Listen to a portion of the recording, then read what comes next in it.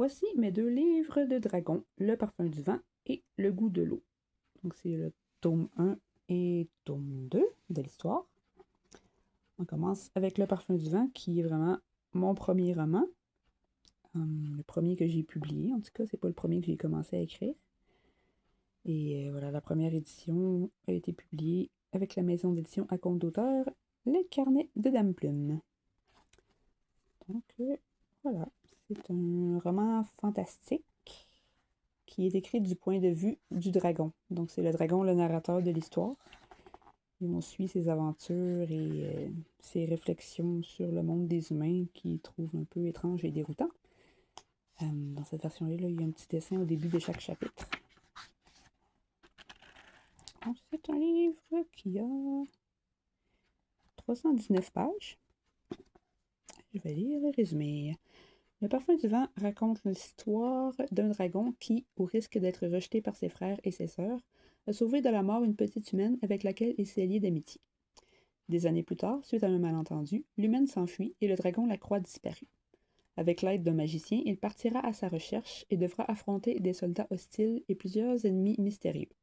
L'histoire de ce roman fantastique est racontée d'un point de vue unique, celui d'un animal pour qui la couleur des plaines, des forêts et du ciel, tout comme la force des liens qui unissent deux êtres, ont plus d'importance que la magie, le pouvoir et les guerres menées par les humains. Salut! Donc voilà, c'est un roman fantastique, comme je dis, mais c'est pas axé comme sur des gros combats avec des grosses quêtes, des héros magiques qui accomplissent des choses incroyables. C'est vraiment du point de vue du dragon. Donc il y a comme un côté introspectif un peu.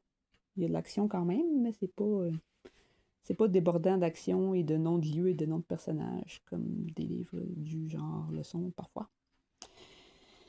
Et le tome 2 s'appelle Le goût de l'eau. Celui-là est un peu plus petit. Il y a en fait combien de pages déjà? 243, 244. 244 pages. Donc, dans le goût de l'eau, le dragon et son amie humaine sont enfin réunis.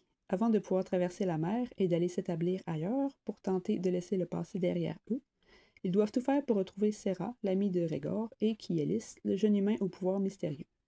Ce dernier pourra peut-être empêcher la terrible tempête qui se prépare.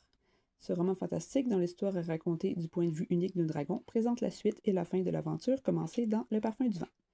Il s'agit avant tout d'une histoire d'amitié, de courage et de détermination dans laquelle la nature prend une grande importance.